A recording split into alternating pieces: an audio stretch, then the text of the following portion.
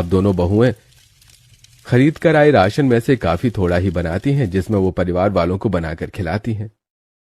अरे बहू, हम सबने तो खा लिया, तुम भी अपनी थाली लगा लो और खा लो। पापा जी हम खा लेंगे, आप लोग अच्छे से खा लीजिए।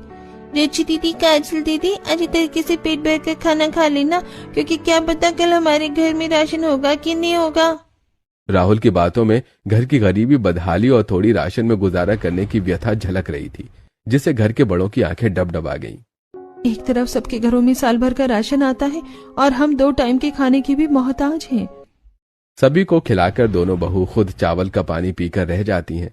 इसी तरह 2-4 दिन गुजर जाते हैं। दोनों भाई काम के लिए काफी जगह भटकते हैं, लेकिन उन्हें कहीं पर भी कोई काम नहीं मिलता, जिसके चलते अब घर का चूल्हा जलने पर भी आफत हो जाती है। वहीं बगैर खाना खाई शोभा का शुगर भी काफी ज्यादा बढ़ जाता है, जिसके चलते वो बिस्तर पर आ जाती है। भाभी देखो ना, माँ की तबीयत कितनी ज्यादा खराब हो रही है।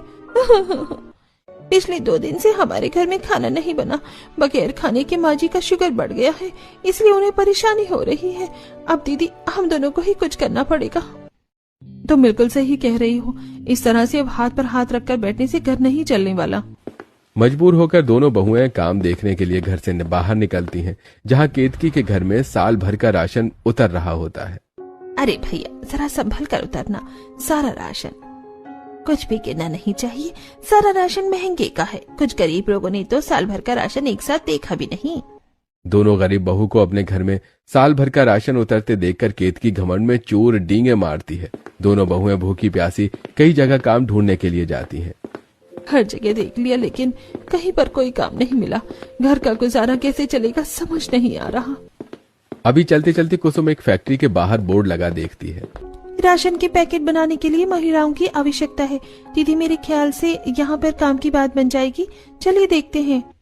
दोनों बहुएं उसे राशन की फैक्ट्री में आती हैं, जहां बहुत सारी गरीब औरत राशन के पैकेट बना रही होती हैं, और वहां का मालिक सुरेंद्र भी काफी ज्यादा अच्छा होता है। अरे सरिता बहन, तुम्हारा पति तो सही तरीके से काम कर रहा है ना?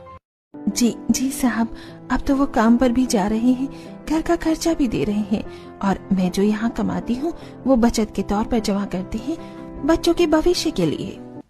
सुरेंद्र दोनों गरीब बहू को फैक्ट्री के अंदर देखता है। जी नमस्ते, हमें काम की जरूरत है।